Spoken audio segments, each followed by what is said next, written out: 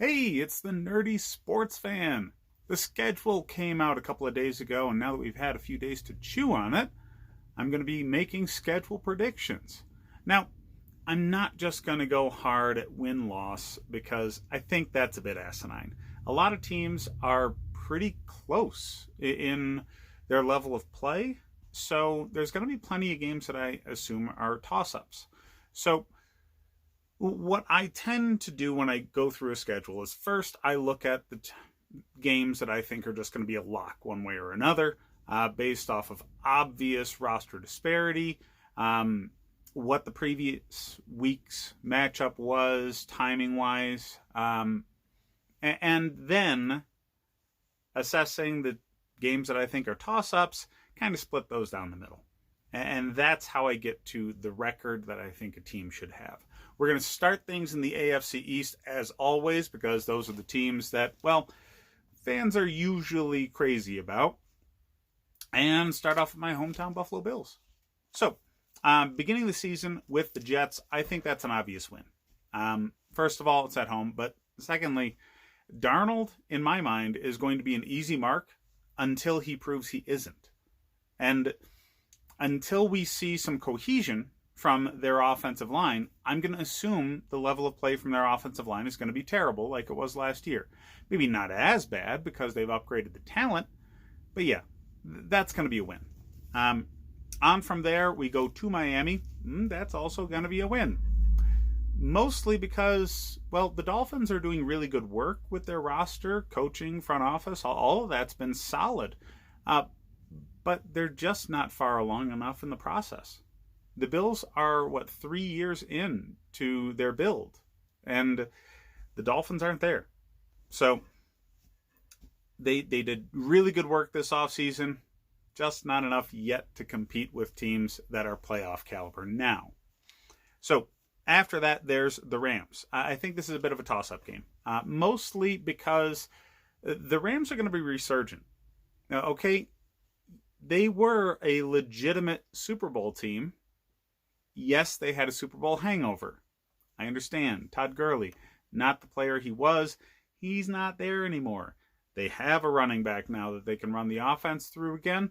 And there's just a lot of talent on that roster. The coach has a good head on his shoulders. So whereas I think they're weaker than they were a couple of years ago, they're still a very solid team. Very capable of winning. Now, the Raiders, at the Raiders, I think is a toss-up. If we were getting them at home, I would call this a solid win. But as it's an away game, and the Raiders are also improved, I think this is one of those coin flip situations. The Raiders really came on strong at the end of last season, and I think they're going to be hyped to play at home. At the Titans, after that, is another toss-up game. We went into Tennessee and beat them pretty handily last year. They also had Marcus Mariota starting still. And after they put in Tannehill, they were a different team. Well, now they're going to have Tannehill starting from week 1. So they're a bit of a bully. We're a very good team. They're also a very good team. So that's a coin flip at best for me. Chiefs. I'm only putting this in the toss-up category because the Bills are getting them at home. If this was on the road, I'd say Chiefs all day. But the Bills are getting them at home, which is a solid home field advantage, one of the best in the league. We have one of the better defenses in the league going up against the best offense in the league.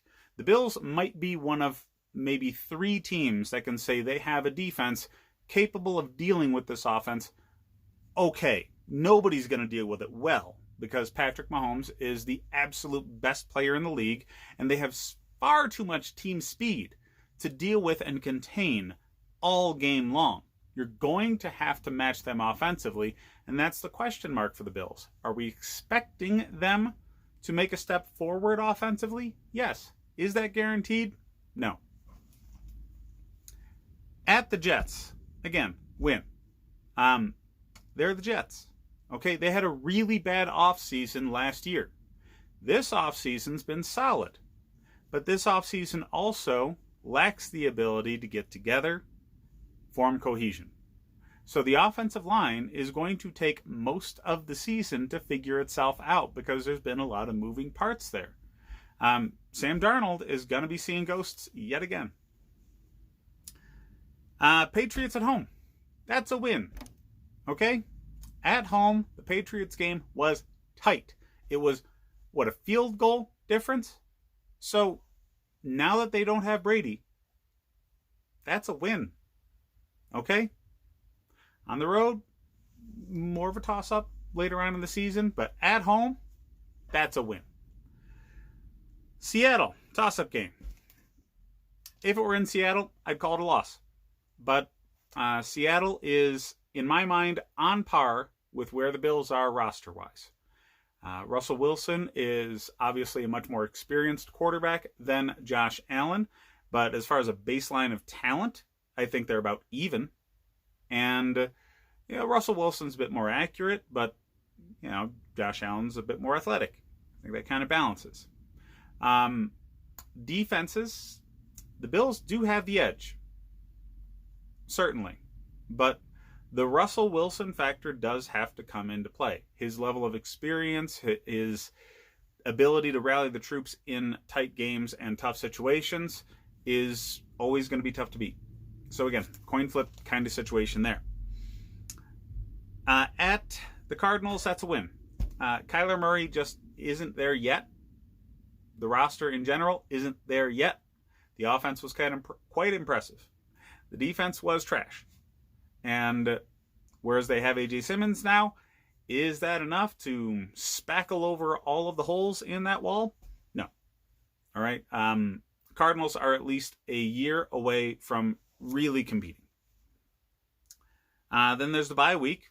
A late bye week is fantastic news for a team that has playoff aspirations like the Bills. Week 12, Chargers at home, that's a win. All right, the Chargers have a very well-built defense. They have general good roster depth, but quarterback questions are always going to be a problem. And they've been saying forever, Tyrod's our guy, Tyrod's our guy, Tyrod's our guy. And then they draft their guy. So at least by that point in the season, if they're not on to their rookie quarterback already, people are going to be clamoring for him if they're not in playoff contention. That can cause a serious rift and serious problems for this team going into games late in the season. I think that's going to be the situation here. And a team with quarterback questions is going to be an easy mark. Week 13 at the 49ers. That's a loss. Let's not fool ourselves here. At San Francisco, they are an absolute juggernaut of a team. They have a defense that's one of only maybe two that can claim to be better than the Bills. And their offense right now is also better than the Bills. We think Josh Allen could potentially be better than what Jimmy G is, because Jimmy G right now is probably peak Jimmy G. He's not improving anymore. And there's a certain amount of his play lacking. He needs an extremely solid receiving core in front of him. He can't make something out of nothing like a lot of the top-end quarterbacks. So we're expecting eventually Josh Allen to be past what Jimmy G is. I'm not sure we're at that point just yet, not until I see it. So this is a loss until I see something truly spectacular out of Allen. Steelers, this is a toss-up game. I don't know if Ben Roethlisberger is going to be on this team and healthy at this point in the season. I don't. Ben Roethlisberger is in the twilight of his career, but he's one of the 4 or 5 best quarterbacks we have in this league when healthy. So if he's healthy at that point in the season, this is a dangerous team. They have a dynamic defense. Like the 49ers, one of the only defenses that can compete or claim to even be better than what the Bills have. So that being considered, if they have Roethlisberger healthy, that is an extremely, extremely tough game to win. but I don't know if that's going to be the case. It remains a toss-up. At Denver, that's a win. Denver's had a fantastic offseason. They truly have. They're still very young. They need time to coalesce. The defense has some big holes that they could not address this offseason, and the offensive line still has holes that they could not address this offseason. So top to bottom, roster-wise, the Bills are a superior team. And until Fangio shows me something fantastic, I'm going to call the Bills the better coaching staff as well. Game management in-game, Sean McDermott is far superior to Vic Fangio, at least at this point. His first year was just as bad as Fangio's first year as far as in-game management. He made great strides year 2, and we'll see what Fangio does. But, yeah, they're just not as far along in their process as the Bills are. Now, at the Patriots, I call this a toss-up. Are they severely weakened by the fact that Brady's not there? Absolutely. Do they still have the defense that was the best defense in the league last year? Uh-huh. Do they still have Bill Belichick, one of, if not the greatest coach ever in this game? Uh-huh. So they're a dangerous team. And it's on the road. So yeah, they don't have Brady. But they still have a lot of other factors that can win them this game. So that's a toss-up. And we're finishing the season with the Dolphins at home, which is a nice extra bye week going into the playoffs. So if we look at the games that I think are definitely wins and the ones that are definitely losses, that's 8-1. Okay? We're getting the situation now for the Bills that the Patriots got for so many years.